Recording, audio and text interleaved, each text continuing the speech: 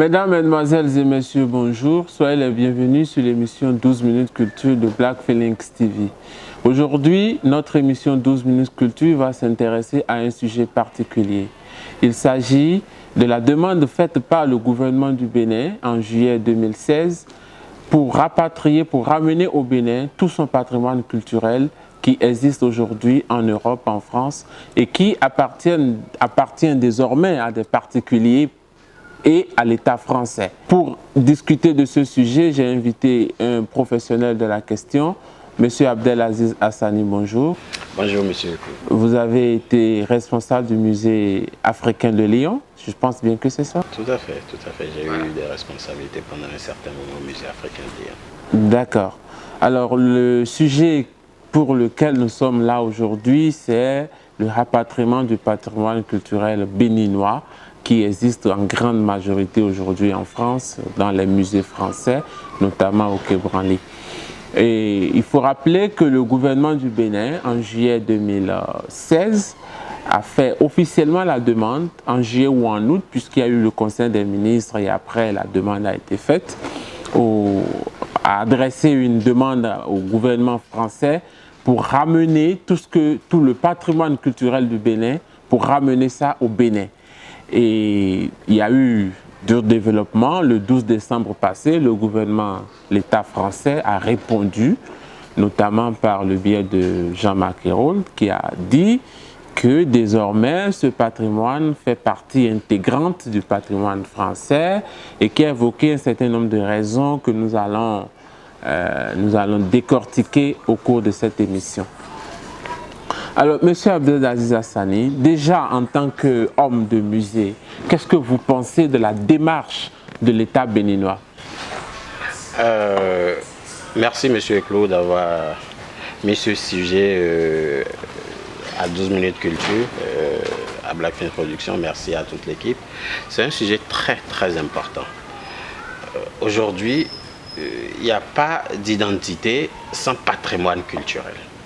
Le patrimoine culturel, c'est l'identité d'une population, d'une nation, d'une communauté. Donc je pense que le gouvernement béninois a fait une belle démarche. Et cette démarche est d'autant plus importante que des colonies françaises, c'est peut-être la première. Je n'ai pas souvenir qu'il y en a eu avant. Et je remercie le gouvernement béninois d'avoir fait cette démarche parce qu'il fallait que ça se fasse un jour. Et on attendait qu'il allait commencer. Je pense qu'après le Bénin, beaucoup de pays adresseront des courriers à la France qui devra d'une manière ou d'une autre, d'un jour à l'autre, rendre aux populations africaines ce qui leur appartient. Ça ne peut pas faire partie du patrimoine français parce que ce n'est pas pour la France. Et d'ailleurs, il n'y a jamais eu de contrat on n'a pas cédé ce patrimoine de manière contractuelle. On n'a pas vendu ce patrimoine. Donc il n'y a jamais eu de contrat. C'est, excusez-moi le terme, c'est du pillage colonial. J'ai une préoccupation. La chose m'appartient. Donne-moi ce qui m'appartient.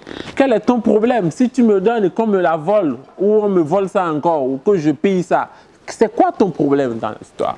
En fait, avant de continuer, j'aimerais aussi dire merci à la Fondation Zinsou, et particulièrement à sa directrice Marie-Cécile Zinsou, qui se bat aux côtés de son deuxième pays qui est le Bénin, puisqu'elle est franco-béninoise, pour que les applications de la charte de l'UNESCO se mettent en place, que la France, qui est même le garant de l'UNESCO, applique ce qui a été dit, rendre à chaque pays ce qui leur appartient. Si je reviens à votre question principale, vous me disiez tout à l'heure, j'ai eu des responsabilités au musée africain de Lyon, comme je vous ai dit. Donc j'ai été confronté plusieurs fois à cette réalité. Quand j'étais chargé de communication, après j'ai eu d'autres responsabilités quand le directeur est parti à la retraite. Quand j'étais chargé de faire des visites guidées à des gens, on m'interpellait souvent pour me dire « Qu'est-ce que ça vous fait ?» en tant que Béninois, de venir montrer les œuvres du Bénin à des Blancs en France. Je leur disais, à juste titre, que ça me faisait mal au cœur, mais que je comprenais. Je me disais, les œuvres qu'il y a aussi bien dans les expositions permanentes que dans la réserve, puisque ce qu'on voit dans les expositions permanentes dans les musées, c'est peut-être le 10e ou le 20e de ce qu'il y a dans les réserves. que dans les réserves.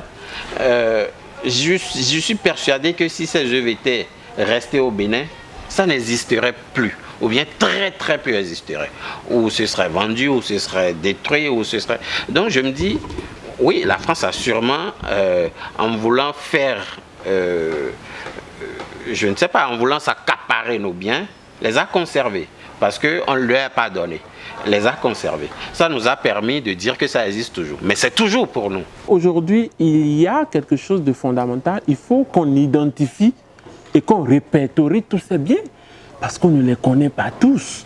C'est vrai. Nous sommes incapables de dire combien ça fait, M. Aziz. Tout à fait. Aujourd'hui, le patrimoine béninois qui est en France est sûrement 20 000 fois, je dis bien, je pèse bien mes mots et je fais le rapport, 20 000 fois plus important que le patrimoine béninois qui est au Bénin. Parce que ça a été d'abord pillé par le général Dodds, mais le général Dodds n'a pas été le seul. Tous les Blancs, les missionnaires. D'ailleurs, le musée où j'ai travaillé à Lyon, c'est un musée des pères des missions africaines. Donc, il est évident que les troisièmes, comme on dit, les militaires, les marchands et les missionnaires, ils ont tous volé le patrimoine africain. Je ne m'arrête pas qu'au Bénin. Et puis, pour identifier, aujourd'hui on n'identifiera jamais la totalité de manière exhaustive, parce que c'est rentré dans des collections privées, il y a une ou deux qui sont restées chez quelqu'un, il y en a sûrement éparses de part et d'autre. Par contre, aujourd'hui on estime à plus de 6 000 pièces répertoriées officiellement. À plus de 6 000 pièces répertoriées officiellement. Et ça, je vous dis, c'est ce qui est officiel. Quand je dis répertorié officiellement, c'est ce qu'il y a dans le patrimoine français, c'est ce qu'il y a au quai du musée Branly, c'est ce qu'il y a dans les collections privées connues. Mais je suis sûr que ce qu'il y a au musée africain de Lyon n'a pas été répertorié. Le musée de Strasbourg, ça n'a pas été répertorié. Il y en a à Kadienke en Hollande. Il y en a...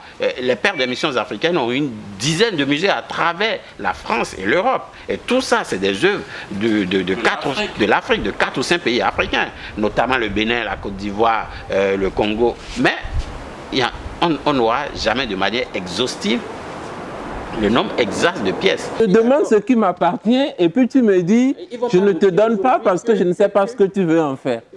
C'est grave. La porte du musée royal d'Abomey est pour la France. Non, la porte a été conçue et utilisée au Bénin. Vous l'avez volée, vous l'avez emportée. Vous l'avez gardée un moment, maintenant on en a besoin. Rendez-nous notre chose. Donc, aujourd'hui, le Bénin, le gouvernement béninois doit mettre en place une bonne commission de spécialistes du patrimoine et de l'héritage international et de la conservation, tout ça, et de juristes aguerris, évidemment, qui puissent prendre la démarche devant les instances juridiques, qu'on veuille ou non, parce que si la France ne veut pas donner de bonne foi, on le prendra de gré ou de force. De gré ou de force, on prendra parce que ça nous appartient. De toute façon, la France n'aura pas le choix. Je disais tantôt que je remercie la Fondation Zinsou qui fait une démarche, mais je remercie aussi tout le collectif des jeunes culturels qui commencent par se mobiliser pour faire des pétitions. Et nous, on prend parti complètement par rapport à ça et on fera partie de cette démarche. Aujourd'hui, la France s'accapare de notre patrimoine qu'il va exposer en France et qui dit si vous voulez voir, venez en France. Alors qu'il sait très bien qu'on ne donne pas de visa. Pour prendre le visa pour aller en France, pour un Béninois, c'est la croix et la bannière. C'est pas facile d'aller là-bas, tandis que eux, c'est très facile de venir chez nous. Et puis, excusez-moi le terme, c'est du foutage de gueule. Voilà. Merci beaucoup Abdelaziz Hassani. Nous sommes presque à la fin de cette émission. Nous allons souhaiter que le gouvernement du Bénin continue dans sa démarche de demande et de faire tout ce qu'il y a à faire pour récupérer le patrimoine.